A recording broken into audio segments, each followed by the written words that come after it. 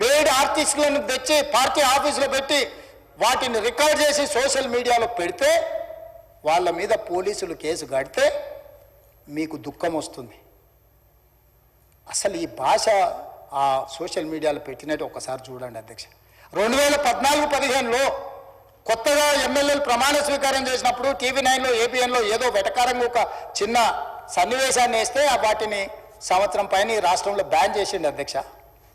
రవి ప్రకాశం జైల్లో పెట్టిండు, కృష్ణ మాదిగని జైల్లో పెట్టిండు, చాలామంది జర్నలిస్టులు. ఇవాళ జైలుకు పోయిన అమ్మాయి కూడా SC/ST కేసులు ఆ రోజు ఎస్సీలను అవమానించింది, జైలుకు పోయి వచ్చిన అమ్మాయి.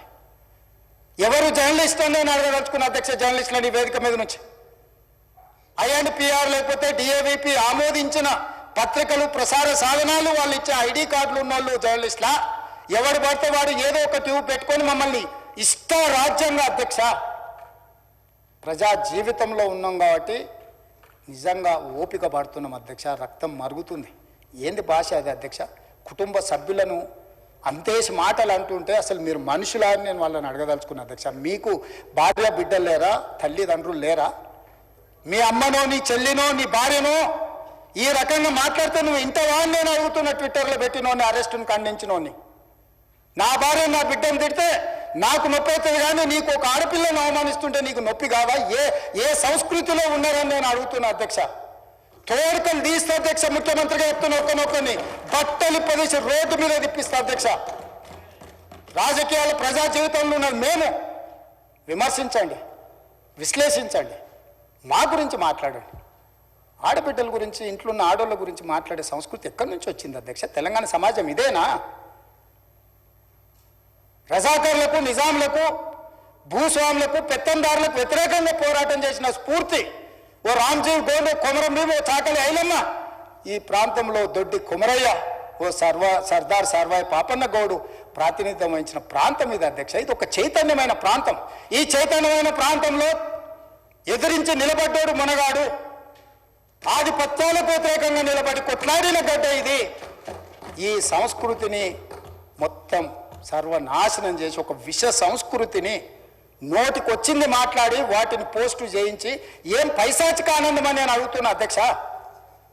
వాళ్ళు తిట్టిన తిట్లకు నా పేరు తీసి మీ పేరు రాసుకోండి. ఆడ మీకు అన్నం తినబుద్ధి అవుతుందో నేను చూస్తా. తెలంగాణ రాష్ట్ర ముఖ్యమంత్రి అయితే బలహీనం అయిపోయినట్ట అధ్యక్ష? అట్లా అనుకుంటురా?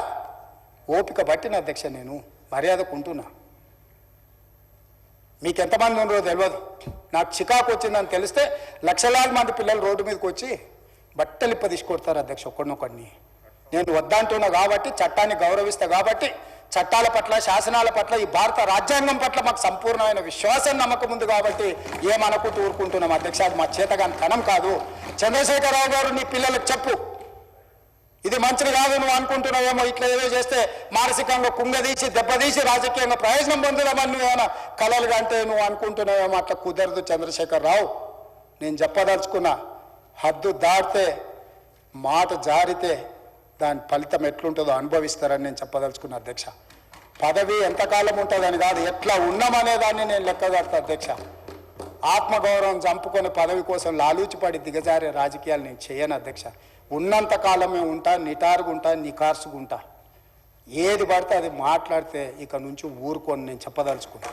మీరు అనుకుంటున్నాం ఏది పడితే అది మాట్లాడితే చెల్లిపోద్ది, లేకపోతే కోర్టుకు పోతే బెయిల్ వస్తుంది, లేకపోతే ఈడిపోతే అది వస్తుంది, ఆడిపోతే ఇది వస్తుంది, మానసికంగా మమ్మల్ని దెబ్బతీసి ప్రయోజనం పొందాలని. అవసరమైతే చట్టాన్ని సవరించే పని అని చేస్తాం.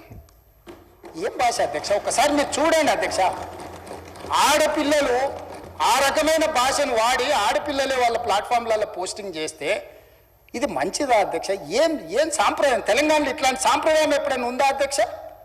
తెలంగాణ ఉద్యమ సందర్భంలో కూడా అంత పెద్ద ఎత్తున భావోద్వేగాలు ఉన్నప్పుడు కూడా ఇలాంటి భాషా ప్రయోగం జరగలేదు అధ్యక్ష. ఇదెక్కడి వింత పోకడలు, పైశాచిక ఆనందం అధ్యక్ష? వీటిని క్షమించే సమస్యనే లేదు అధ్యక్ష. నేను స్పష్టంగా చెప్పదలుచుకున్నా. చంద్రశేఖరరావు గారు వినండి, మీ పిల్లలకు బుద్ధి చెప్పండి. ఇలాంటి సాంప్రదాయం, సంస్కృతి భవిష్యత్ తరాలకు ఇవ్వదలుచుకోలేదు. దీన్ని ఇక్కడనే పాతరేయదలుచుకున్నా. ఉప్పు పాతరేస్తే ఇట్లాంటి సంస్కృతిని మీరు ప్రోత్సహిస్తే ఎవరిని వదలను. ప్రజాస్వామ్యయుతంగా ప్రతిపక్షంగా మీరు మాట్లాడండి, చెప్పండి, విమర్శించండి. దాన్ని సరిదిద్దుకోవడానికి మా ప్రభుత్వం సిద్ధంగా ఉంది.